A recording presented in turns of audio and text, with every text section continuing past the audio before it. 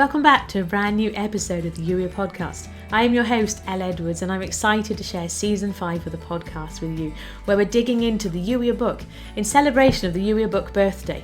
If perchance this is the first episode you're catching, I would encourage you to go back and listen to the rest of the episodes in Season 5. You don't have to play catch up and try and binge watch them, but they do build on each other, and they're not very long episodes, and it'll just give you some context to what we're doing. And if somebody's brought you here, if a friend has shared this episode with you, please do thank them, because I don't know who I don't know, and I'm excited to share this with you. Today's episode, though, is how do you really get filled to the top with love?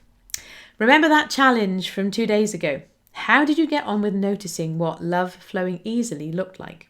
Was there anything that surprised you when you kept your eyes open? Did you notice any patterns? Ways of expressing or showing love that were like your most common ways of loving on the people around you? Aside from the power of the actual challenge itself, because it's really neat to notice love and record it in some way, it makes it so much harder to forget. The other reason for that challenge was in preparation for what we're going to explore next. You and love, and specifically how you get filled to the top with God's love.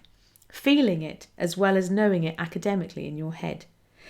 And for this chapter, we have to say a big thank you to Gary Chapman and his work on love languages. If you've not read any of his books, you might decide you're keen to after we've dug into this little bit today.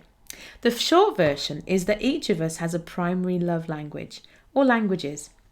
A way of being loved that speaks to and reaches us at the deepest level.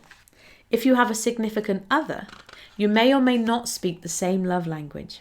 Your children too, although theirs are more fluid. They might grow up speaking a different love language as well. So what are these mystical love languages, and what do they have to do with you and God? Great question. First, the love languages. Words of affirmation, acts of service, receiving gifts, quality time, physical touch. You can probably guess what they mean, but there are a few things about each that is worth noting. Firstly, words of affirmation. It's about more than telling someone great job, although if you find yourself speaking encouragement and positivity on someone you're fond of, telling them how much you love and care for them, you're probably a words of affirmation fan. If acts of service made you think nod nod wink wink, get your head out of the gutter. Acts of service is about doing things for people, but not like that. You know what they say, actions speak louder than words. If you love on the people around you by doing stuff for them, acts of service is probably your bag. When it comes to receiving gifts, this isn't about being materialistic or greedy. In fact, it's rarely about the money being spent. Receiving gifts is one of my primary love languages, so I can confidently assure you that it's because someone took the time and was thinking of you that makes it mean so much. Think about how you most easily show someone you love them.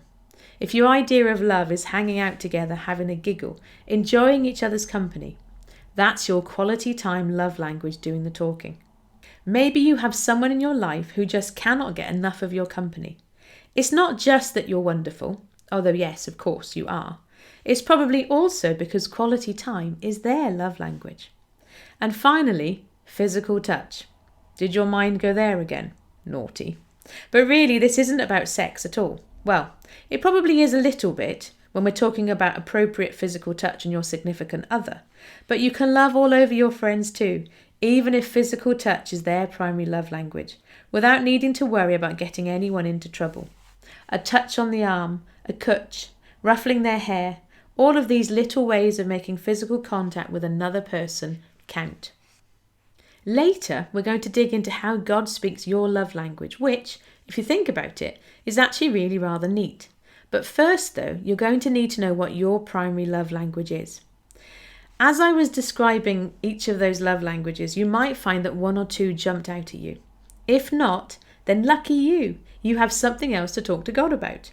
There is a quiz online that you can take, but one of the things God's been nudging me about over the last few months is that we don't need to immediately leap on a quiz to know who He made us to be.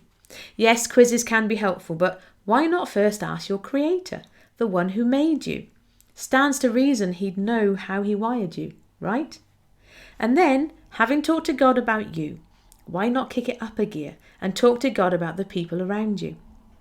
Ask Holy Spirit to help you hear the love language of the people you live with. One way to do this is to intentionally love them in different ways. For example, give them a gift, make them a nice dinner, give them a hug, and ask Holy Spirit to help you understand the way they react. Their primary love language may be different to yours. So just like learning any new language, you might find it a little bit challenging at first, but give it a try and don't give up. And you might be surprised at the results. And here's your little love note for today. Don't let your mind slip to the things you didn't get to yet.